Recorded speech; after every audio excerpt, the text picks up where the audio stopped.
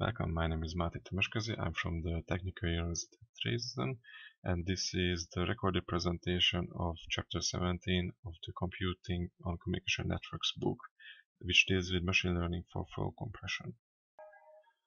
I won't go into too much detail about what flow compression is, but I will give you a general idea of what it is supposed to accomplish.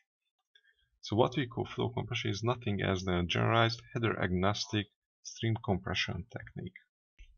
But what does this actually mean? In order to understand this, first we have to look at a normal standardized header compression scenario.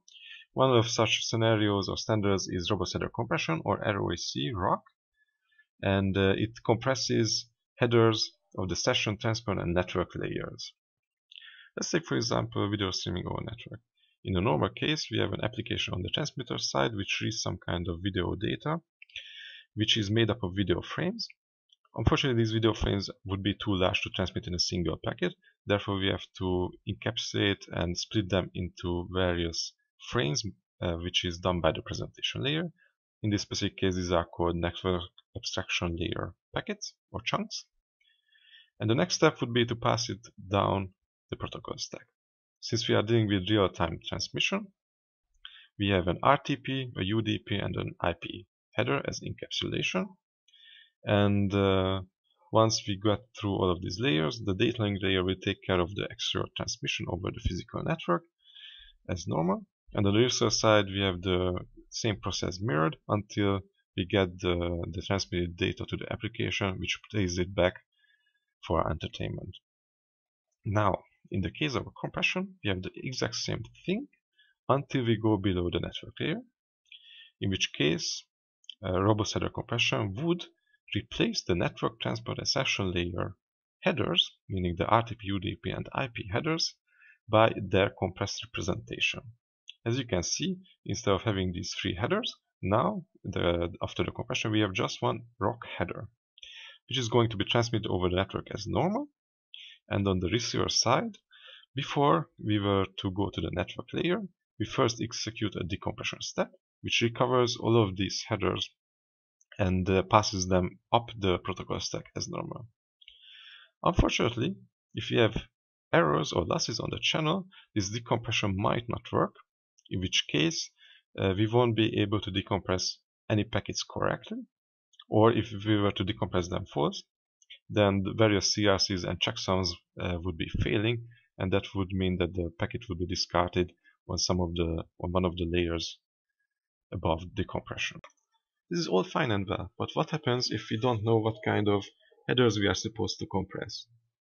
In such case, the compression cannot rely on a design time knowledge of the headers and their fields in order to exploit various progression characteristics inside their fields. In order to solve this, we have developed O2SC, or Oracle Structured Stream Compression, which is capable of guessing the compression patterns inside any packet and exploit them in order to compress such characteristics. The details of this can be found in chapter 17 of the book. However, what is important for us to know at this point is that there is an oracle which relies on machine learning in order to find the compressible characteristics of the packet stream. Unfortunately for us, at this time there is no one specific machine learning method that can satisfy all of our criteria and requirements for header compression to work properly. Taking logistic regression as an example, you can see that with O2SC we can compress packets by 90% in some specific cases, which is quite comparable to normal standardized header compression scenarios, but we can even compress some of the payload. For example, in the case of the control scheme of a robotic arm, which only contains one single IP header and some kind of data specific to the application, then if we look at the actual packet sizes and compare it to their compressed representation, then we see that normally packets are made up of more than 250 bytes, which is more than a single IP header. However, when we compress it, we compress more than the 20 bytes of an IPv4 header, which in turn means that we are actually compressing the payload of the control scheme. This being said, logistic regression might not be the best choice for all cases. Although in this case works, we have a lot of different machine learning methods that could perform even better or could provide maybe worse results, but could do the training as well as the prediction a lot faster, which could be crucial in embedded systems or similar IoT use cases. Therefore, we created a Python implementation of the O2SC compression, where you can experiment with the various machine learning techniques and compare them to each other. Currently, there are 3 different ways in which you can access the O2SC Python library and experiment with various machine learning techniques. The first of which is to use pip and install the O2SC library and use it directly inside the code. The second is to use the interactive environment via Docker. And the third is to use the Commnets emulator and use the O2SC environment inside it. This presentation I'm mainly going to talk about the interactive environment with the Docker, but I will also give you a short introduction on how to use O2SC inside the Commnets emulator. If you look at the chapter 17 of the book, you see that after the introduction, in section 3, we start with the practical examples of the O2SC library, and this includes how to access the Git repository, which will be very important for the interactive environment. And you see some of the examples relating to how to code with the Oracle, how to define various machine learning oracles and use them for the compression of pcap files, as well as to scroll all the way back. You see some of the results that I already shown, and there's a dedicated section for the interactive environment, and at the end of the interactive environment section you will find some instructions how to use this inside the Commnets emulator as well. Now we just have to compile the Docker container. For this you can find the appropriate commands in the chapter. Just go here. So you have to execute a build. Now this is not Unix, so sudo has no actual meaning. And then we wait.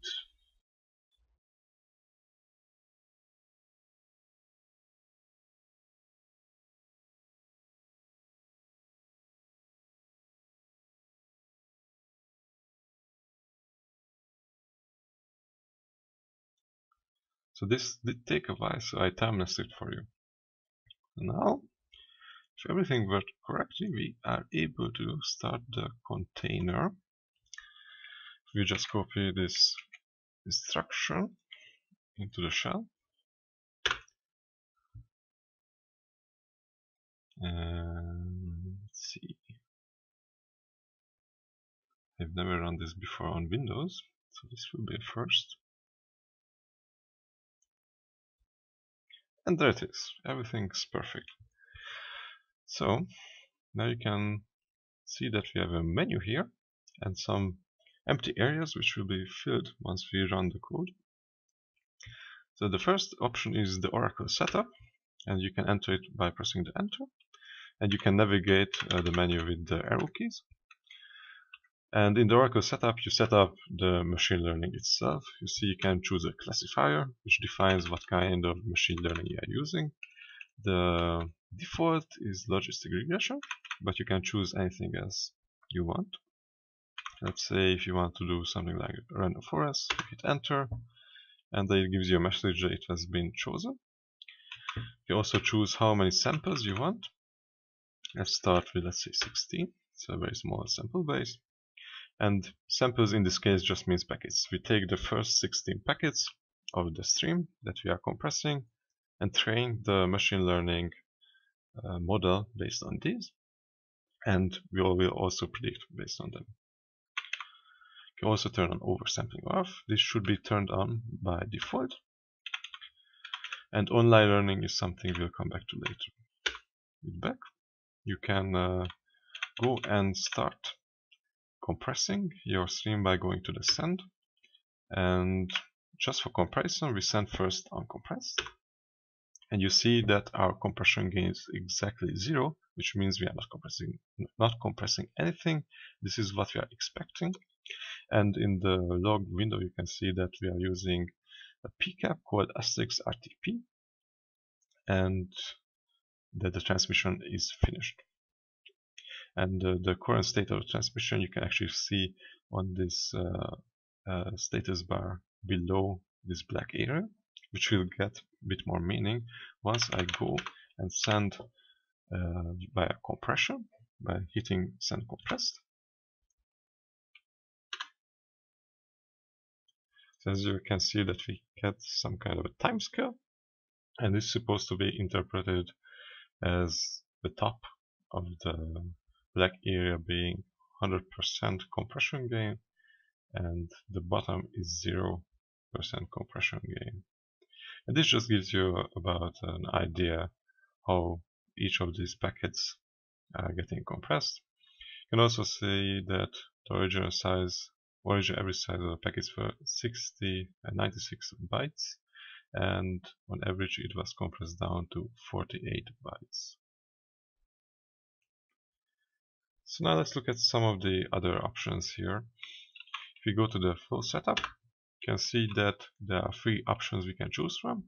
The first 2 is the more important ones for us: header streams and application streams.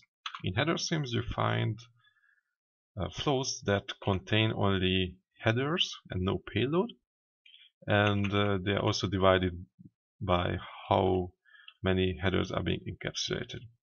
So if you choose, for example, IPv4, IPv6, you only have the IP header for version 4, version 6 of IP. If you go for UDP, it's an IP header and the UDP header. Or if you go to RTP, you see an IP header, a UDP header, RTP header. And in RTP there are 2 different types, easy and hard. Easy is being a well-formed RTP header stream, and hard is something that is normally something very challenging for compression to handle, as certain fields fluctuate quite rapidly and in a way that is not very easy to determine by the compressor. If we go back, look at the application streams, you see that we have a number of options. Robotic arm, this would be the Franca that we discussed a bit earlier. The voice IP is an asterisk IP call between a cellular phone and a receiver on a PC.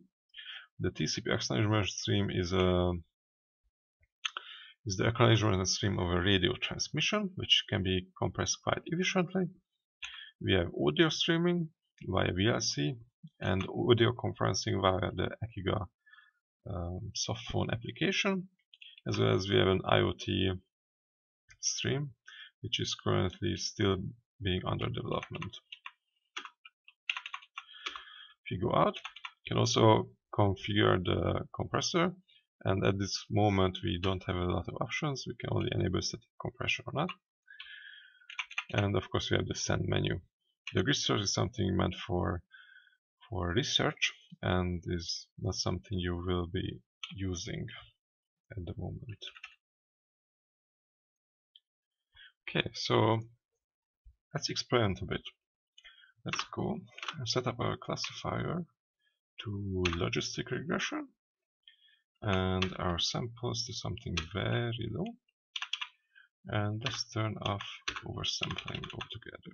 Let's choose an easy RTP stream and look at the compression. It has been trained in 19 milliseconds. It is only one class, so it's not a very complex model, and we achieve a compression gain of 86%.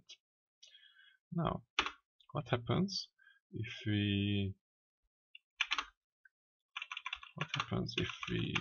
go and use the harder to compress stream instead? Let's compress it, and we see quite a big difference already.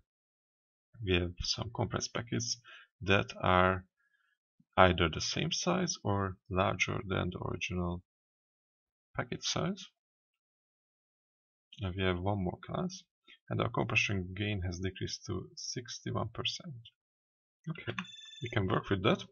So let's try, for example, with higher samples. 32. Let's compress them. Doesn't look much better so far.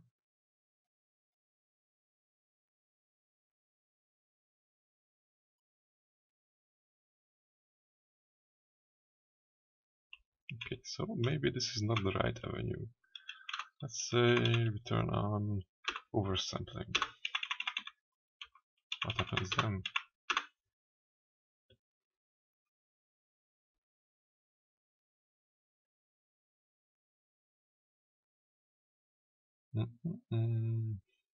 Doesn't look much better either. It actually even decreased the compression efficiency. No, that doesn't look very good. Okay, let's buff up the samples. 64. Oh, now that is a lot better. Okay, 83%. That is very good, very good. Let's see what happens if we compress the easy with these settings.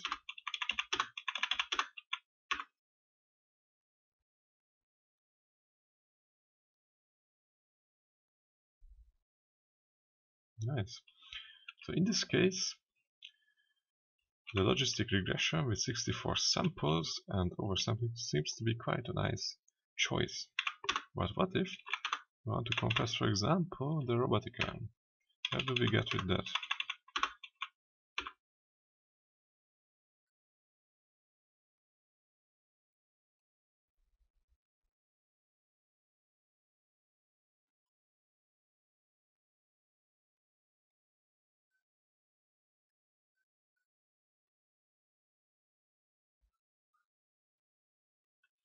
We achieve a 57% gain. And that is a bit less than what is expected, but still, it is quite nice. So you're basically getting the idea what I'm going for here. You can change the settings of the oracle and also the input of the oracle as well as the compression, and play around with compressing these streams and find out which are the best settings in which cases.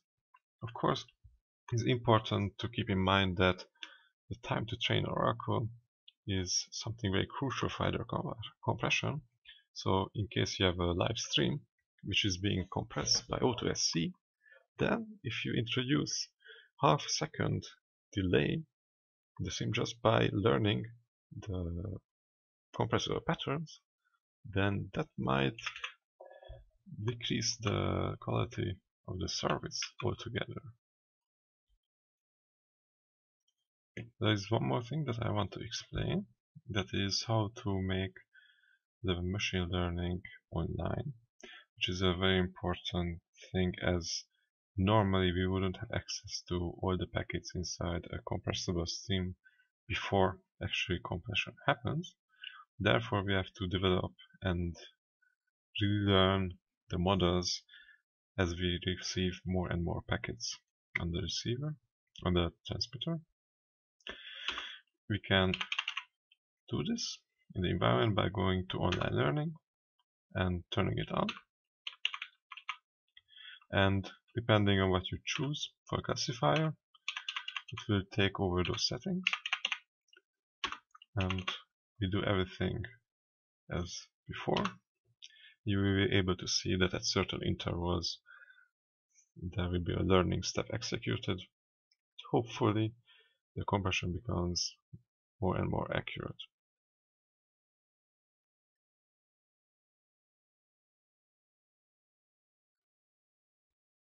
These would be the most important points in using the interactive environment. However, before we conclude the presentation, I'm going to show you how to execute compression inside the Commnets emulator.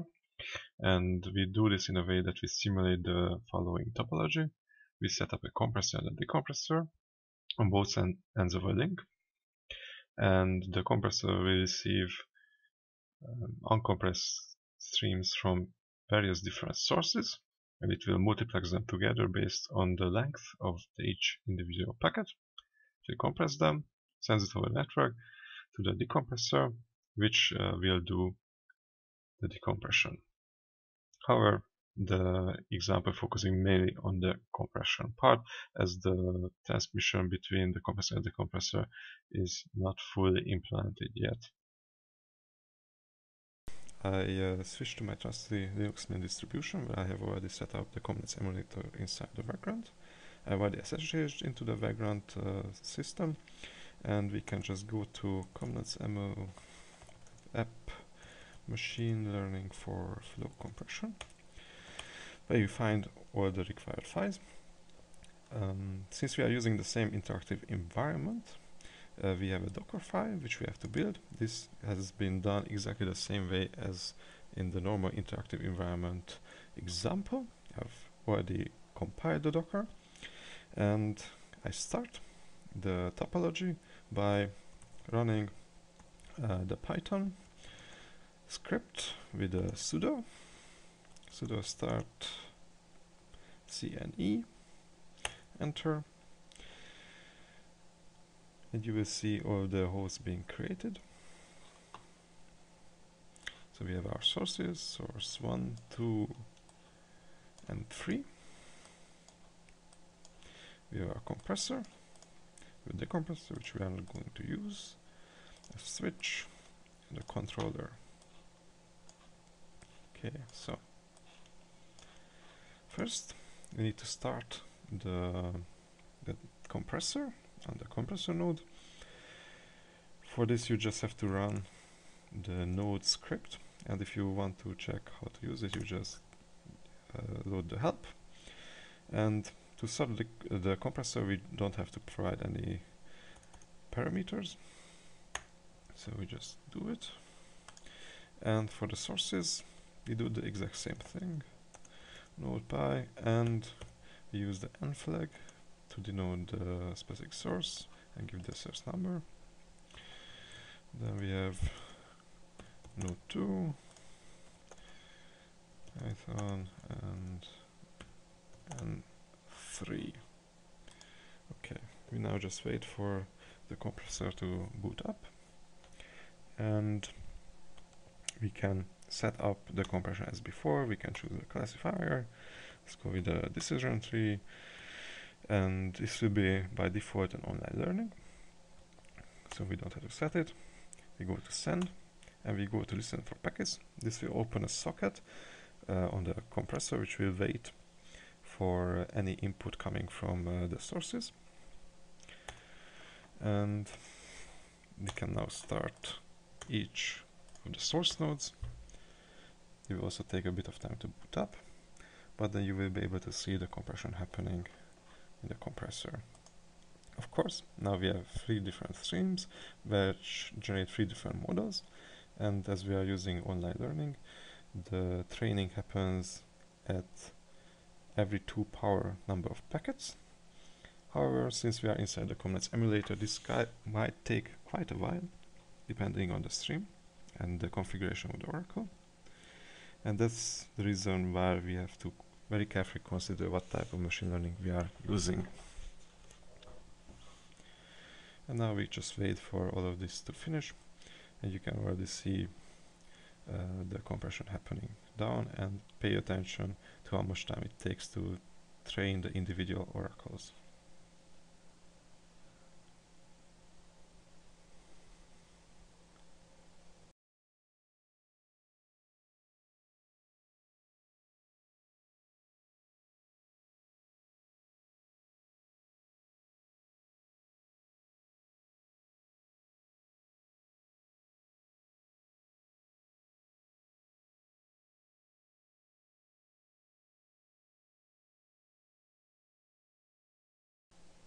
With that, I would like to thank you for your attention, and remember, if you find any bugs or run into issues using the AutoSC environment, please let me know on my email address